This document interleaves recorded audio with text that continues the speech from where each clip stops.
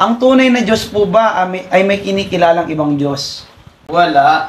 Pag sinabing Diyos kasi, ay omnipotent power. Yes. Tatandaan niyo po ito, pag sinabing Diyos, ay omnipotent power. Ibig sabihin, tatlong persona, Diyos Ama, Diyos Anak, Diyos Espiritu Santo.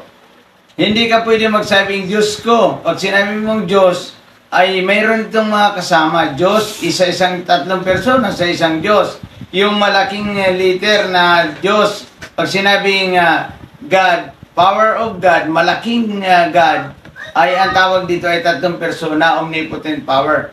Pag maliit na Diyos, nakalagay, praise God, maliit na Diyos, ang ibig naman sabihin ay evil spirit.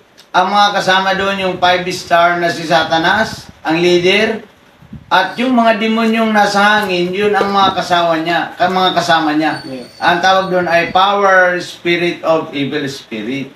Yan ang ibig sabihin niyan.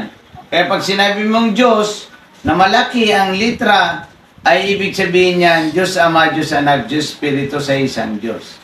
Isa lang ang Diyos.